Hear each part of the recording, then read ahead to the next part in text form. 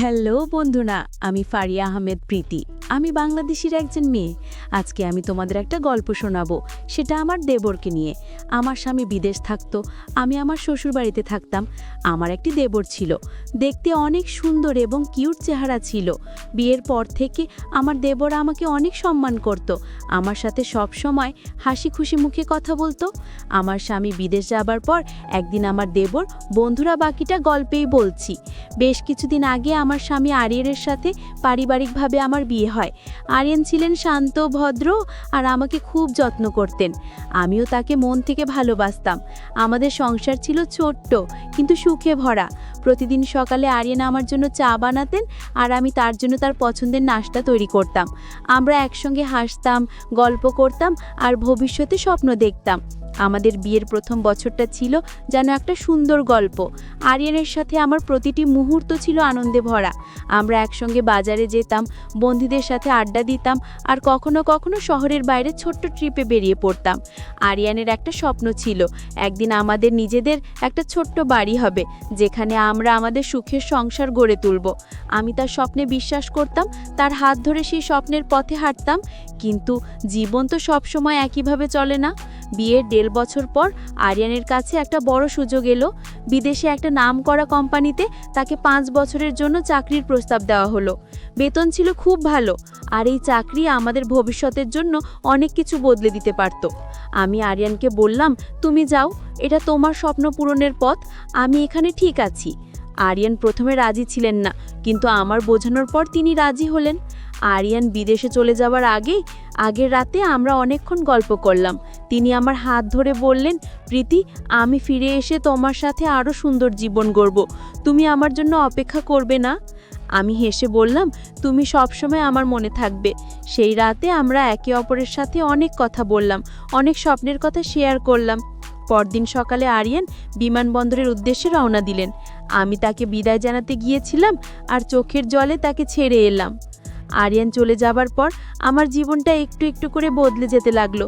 আমি আমার শ্বশুরবাড়িতে থাকতাম, যেখানে আমার দেবর সিয়ামও থাকতো। সিয়াম ছিল আরিয়ানের ছোট ভাই, খুবই মিশুক আর বন্ধুত্ব সুলভ। সে প্রায়ই আমার সাথে গল্প করত, আমাকে হাসাতো। আমি যখন একা বোধ করতাম তখন সে এসে বলতো, ভাবি চলো না একটু বাইরে ঘুরে আসি। আমি প্রথমে তার সঙ্গে যেতে চাইতাম নাকি, কিন্তু তার আজোর কাছে হার মেনে আমি রাজি হলাম। আমরা একসঙ্গে বাজারে যেতাম, কখনো কখনো কাছের কোনো রেস্টুরেন্টে খেতে যেতাম। সিয়ামের সাথে সময় কাটানো আমার কাছে ধীরে ধীরে স্বাভাবিক হয়ে উঠল। একদিন সন্ধ্যায় বাড়ির ছাদে বসে গল্প করছিলাম। সিয়াম বলে উঠল, ভাবি তুমি জানো, তুমি খুবই হাসি খুশি মানুষ। আমি হেসে বললাম, হ্যাঁ, তো প্রশংসা কেন? সে মুচকি হেসে বলল, এমনি, তুমি হাসলে সবাই খুশি হয়। আমি তার কথায় একটু লজ্জা পেলাম, কিন্তু মনে মনে ভালো লাগলো। সিয়ামের এই ছোট ছোট কথা আমার একাকী জীবনে একটু আনন্দ যোগ করছিল। তখন আমি জানতাম না যে এই বন্ধুত্ব আমার জীবনকে কিভাবে প্রভাবিত করবে। সিয়ামের সাথে আমার বন্ধুত্ব দিন দিন আরও গভীর হচ্ছিল। আরিয়ান বিদেশে থাকায় আমার জীবনে একটা শূন্যতা তৈরি হয়েছিল, আর সিয়াম সেই শূন্যতা পূরণ করছিল তার হাসি খুশি স্বভাব আর সঙ্গ দিয়ে। আমি তাকে আমার ছোট ভাইয়ের মতো দেখতাম, তার সাথে কাটানো সময় আমাকে সান্ত্বনা দিত। আমি নিজেকে বোঝাতাম এটা শুধুই বন্ধুত্ব, একটা পরিবারের সদস্য হিসাবে তার যত্নশীল আচরণ। প্রতিদিন সন্ধ্যায় সিয়াম আমার সাথে সময় কাটাতো। আমরা একসঙ্গে রান্না করতাম, কখনো সিনেমা দেখতাম বা বাড়ির ছাদে বসে গল্প করতাম। তার গল্পগুলো এত মজার ছিল যে আমি হাসতে হাসতে পেটে খিল ধরে যেত। একদিন সে আমাকে বলল, ভাবি তুমি জানো, তুমি হাসলে সবার মন ভালো হয়ে যায়। আমি হেসে বললাম, সিয়াম তুমি সব সময় এমন কথা বলো কেন? আমি তো সাধারণ মানুষ। সে হাসলো, ভাবি তুমি সাধারণ হলেও আমাদের পরিবারের জন্য তুমি খুব গুরুত্বপূর্ণ। তার কথায় মনটা আমার খুশিতে ভরে উঠল। 1 সপ্তাহ পরে সিয়াম বলল, ভাবি চলো না আমরা কাছাকাছি কোথাও ঘুরে আসি। তুমি সারাক্ষণ বাড়িতে থাকো, একটু বাইরের হাওয়া লাগবে। আমি একটু দ্বিধায় পড়লাম। আরিয়ানের সাথে আমি অনেক ঘুরেছি, কিন্তু তার অনুপস্থিতিতে সিয়ামের সঙ্গে বাইরে যাওয়া কেমন যেন অস্বস্তিকর মনে হলো। কিন্তু সিয়ামের উৎসাহের কাছে হার মেনে আমি রাজি হলাম। আমরা কাছের একটা পার্কে গেলাম, যেখানে সবুজ গাছ আর ফুলের বাগান ছিল। পার্কে হাঁটতে হাঁটতে সিয়াম আমাকে তার শিশুকালের গল্প শোনালো। সে বলল কিভাবে সে আর আরিয়ান ছোটবেলায় একসঙ্গে দুষ্টুমি করত। আমি হাসতে হাসতে বললাম, তোমার ভাইয়ের মতো তুমিও দুষ্টু ছিলে, তাই না? সে হাসলো, হয়তো একটু বেশি। আমরা একটা বেঞ্চে বসে আইসক্রিম খেলাম আর সূর্যাস্ত দেখলাম। সেই মুহূর্তে আমার মনটা হালকা হয়ে গেল। সিয়ামের সঙ্গ আমাকে সত্যি আনন্দ দিচ্ছিল।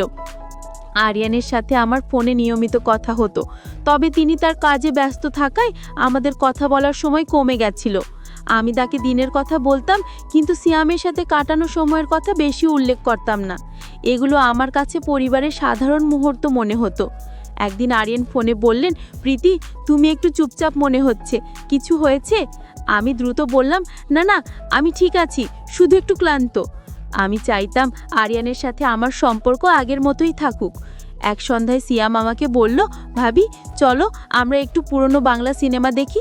আমরা একসঙ্গে একটা পুরনো বাংলা সিনেমা দেখতে বসলাম। ছবিটা ছিল একটা পারিবারিক গল্প, আর আমরা দুজনেই ছবির মজার দৃশ্যগুলো উপভোগ করলাম। ছবি শেষ হলে সিয়াম বলল, ভাবি, এই ধরনের পারিবারিক গল্পগুলো সত্যি অনুপ্রাণিত করে। আমি হেসে বললাম, হ্যাঁ, জীবনে পরিবারের সমর্থন অনেক গুরুত্বপূর্ণ। সে হাসলো, তুমি ঠিক বলেছ ভাবি, আমাদের পরিবার তো তেমনই।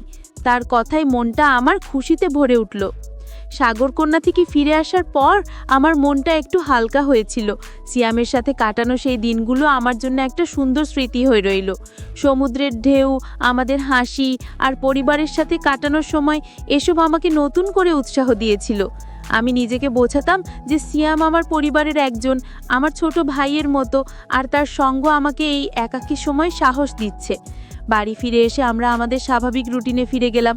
সিয়াম প্রতিদিনের মতোই আমার সাথে সময় কাটাতো, গল্প করত। তার হাসি খুশি স্বভাব আমাকে সবসময় আনন্দ দিত। একদিন সকালে আমি রান্নাঘরে নাস্তা তৈরি করছিলাম। সিয়াম এসে বলল, ভাবি, আজ আমি তোমার জন্য কিছু রান্না করব, তুমি শুধু বসে দেখো। আমি হেসে বললাম, তুমি রান্না? ঠিক আছে, দেখি তোমার কত ক্ষমতা। সিয়াম সত্যি রান্নাঘরে ঢুকে পড়ল। সে প্যানকেক বানানোর চেষ্টা করলো, কিন্তু ময়দার মিশ্রণটা একটু বেশি পাতলা হয়ে গেল। আমি হাসতে হাসতে বললাম, সিয়াম, এটা প্যানকেক না, স্যুপ হয়ে গেছে। সে লজ্জা পেয়ে হাসলো আর বলল, ঠিক আছে ভাবি, তুমি আমাকে শিখিয়ে দাও। আমরা একসঙ্গে রান্নাঘরে হাসাহাসি করে প্যানকেক বানালাম। আর যখন কেক ওভেন থেকে বের হলো, তখন দেখলাম সেটা সত্যি সুন্দর হয়েছে। আমরা একসঙ্গে কেক কেটে খেলাম, আর সিয়াম বলল, এটা আমাদের প্রথম কেক ভাবি, এটা আমাদের পরিবারের জন্য একটা স্মৃতি। আমি তার দিকে তাকিয়ে হাসলাম। তার উৎসাহ আমাকে আনন্দ দিচ্ছিল। আরিয়ানের সাথে আমার ফোনে কথোপকথন কমে আসছিল। তিনি তার কাজে এত ব্যস্ত থাকতেন যে আমাদের কথা বলার সময় কমে গেছিল। আমি তাকে দিনের কথা বলতাম, তবে সিয়ামের সাথে কাটানো সময়ের কথা বেশি উল্লেখ করতাম না। আমি চাইতাম আমাদের কথোপকথন পরিবারের সাধারণ বিষয় নিয়েই হোক। একদিন আরিয়ান ফোনে বললেন, প্রীতি, তুমি একটু দূরে দূরে মনে হচ্ছে, কিছু হয়েছে?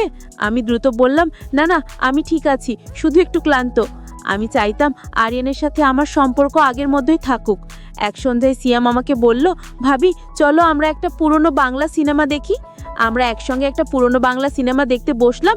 ছবিটা ছিল একটা পারিবারিক গল্প, আর আমরা দুজনেই ছবির মজার দৃশ্যগুলো উপভোগ করলাম। ছবি শেষ হলে সিয়াম বলল, ভাবি, এই ধরনের পারিবারিক গল্পগুলো সত্যি অনুপ্রাণিত করে। আমি হেসে বললাম, হ্যাঁ, জীবনে পরিবারের সমর্থন অনেক গুরুত্বপূর্ণ। সে হাসলো, তুমি ঠিক বলেছ ভাবি, আমাদের পরিবার তো তেমনই। তার কথায় মনটা আমার খুশিতে ভরে উঠল।